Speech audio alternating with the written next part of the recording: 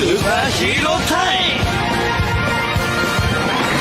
みんな、前回ゴーオンザーになりたいと言っていた2人がいたよね。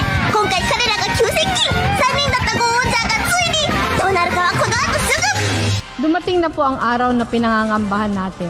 Ang desisyon ng kataas-taasang hukuman na paboran ang co-warrant of petition ay tahasang pagyurak sa pinakasagradong institusyon ng ating bayan, ang ating saligang batas. Nakasaad sa ating konstitusyon at pinagtibay ng mga desisyon ng Korte Suprema na tanging impeachment lamang ang paraan upang tanggalin sa pwesto ang isang impeachable officer tulad ng punong mahistrado.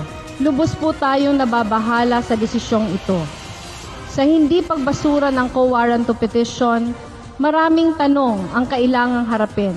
Ngayong nakompromiso na ang pinakapundasyon ng ating hudikatura, kanino natatakbo ang mga Pilipino para sa patas na laban at kahit kapiraso man lang nakatarungan? Saan na tayo dudulog kung ang pinaka-integridad ng institusyon na ating sinasandigan ay siya nang nadungisan?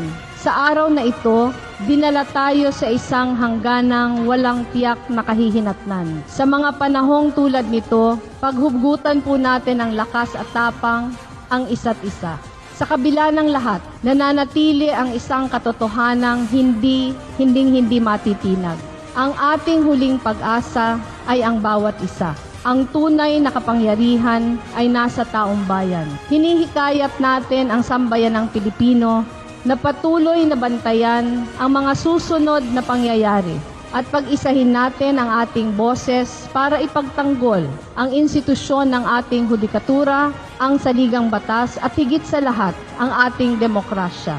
Bilang pangalawang Pangulo, tinitiyak ko sa inyo, hindi pa tapos ang laban, lalo na't naging malapit ang botohan sa isang mabigat na desisyon tulad nito. Sama-sama nating isulong ang lahat na nararapat na hakbang para itama ang pagkakamaling ito.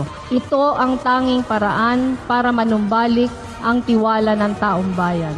Tuloy ang laban. Sa numero 22, may seguridad ang Pilipino. May tututok sa problema ng iligal na droga. Tuloy-tuloy ang pagbabago para sa mas ligtas na Pilipinas. Ako, si Bato de la Rosa, at hindi pa ako tapos magsilbi sa inyo. Para sa bayan, para sa kinabukasan, iboto si Bato.